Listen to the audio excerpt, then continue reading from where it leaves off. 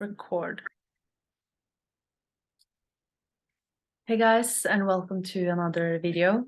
And my name is Julie. And in today's video, I'm going to talk or answer a comment that someone wrote about the sense of the sense of I that tries to navigate and control this process.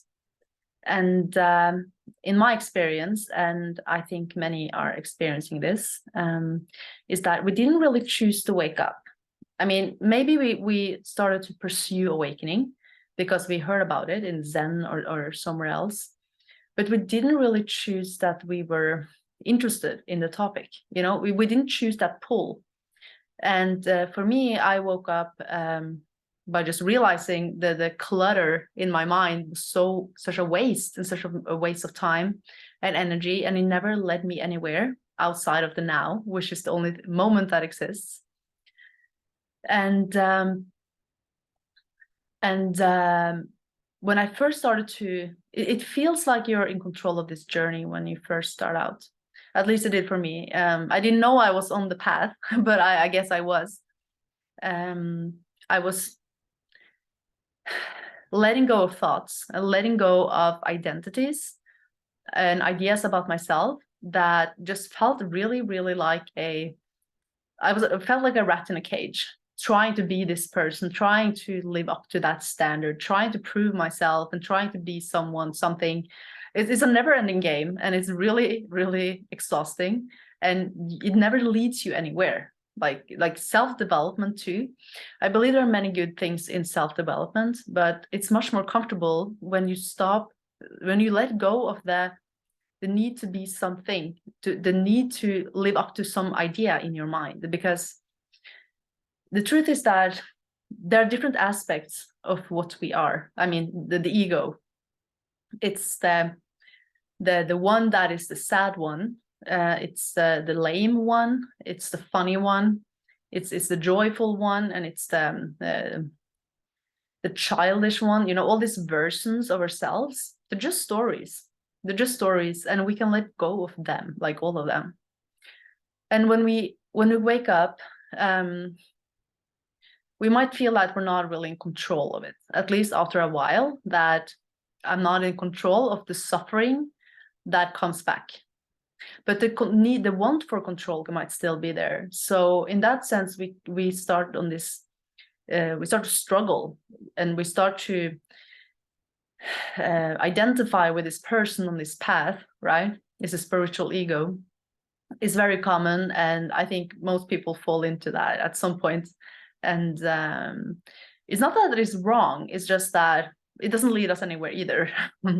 It's just another version of the ego that I like the way Angelo Di Lullo describes this, and I recommend that you check out his channel.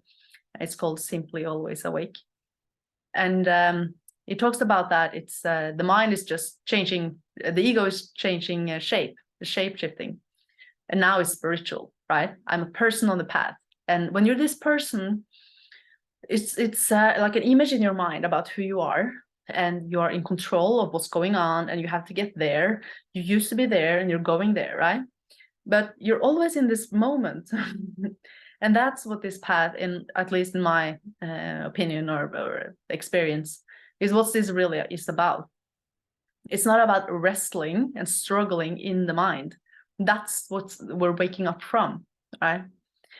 And it will still be there. It will just be more prominent and uncomfortable after awakening, because we become conscious of it, I would say. So it's like it's happening to us, and we're not really in control of it. We're not really in charge of it, even, because the ego mechanism, it happens outside of our control. And I would also say that the heart beats without our control, just like the pulse in the body, like the breath, and the mind. It just it's like we're participating in this body-mind complex, in this emotional being, right? We're participating in it. And after awakening, we have realized that we're not the thoughts, but the thoughts come back, and it feels really uncomfortable, and it feels like it's back with double force almost. And in my experience, we can't really navigate this path in a very, from the ego, from the trying to get somewhere in the mind, right? Like I'm here now and I'm trying to get there. You're in the mind, right? There's one thing to do, and that is to let go of the filters of the mind. And that usually includes, at least in my experience, it includes emotional integration. Because the reason why we're in the mind is to protect ourselves somehow from the pain of the world, right? It's like a filter that we try to hide under, which is really uncomfortable. And we can see that it's not really authentic after awakening. At least I could. And it's like becoming authentic and real with ourselves in what we really are and how we really feel. So we can get really stuck inside the story here. But what I can recommend is that you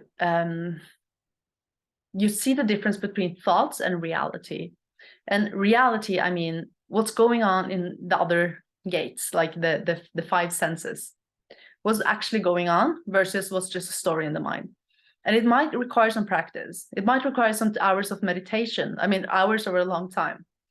Some practice of meditation and some certain techniques that can help us enter what is and realize the difference between a story in the mind and the stories and what's actually going on. And the stories might feel very real because they're usually charged with emotions and stories that we've been carrying on about ourselves for a whole lifetime. So it can be really, really uncomfortable to even just look at that story might not being real. Because even if the story is uncomfortable, we somehow cling on to it because it's some sort of security. It's some sort of holding on to what I am, even if the story is sad, even if the story is uncomfortable, even if it's like a story about being stupid. I don't know. We all have these stories, and there's we think we're alone in our suffering, but we're never alone in our suffering. And usually we also go through, at least that's my belief and experience after talking to different people and following different teachers, is that we actually usually go through the same sort of healing, the same sort of shadow integration of the pain body on the collective level. So if you're going through a lot of shame, well, probably many people are going through the same, even though you can't see it on the surface. And yeah, that's what I want to share this time. And if you struggle a lot in the mind and you struggle to snap yourself out of thoughts and to let go of the thought wrestling, then I recommend that the wrestling with the thoughts, I recommend that you check out my free masterclass in the link below, where I will go through this with you to separate, to really discover what are thoughts and what is actually going on. And it's very simple, but it can be nice to learn some techniques. So check it out in the link down below. And until next time, much love and namaste.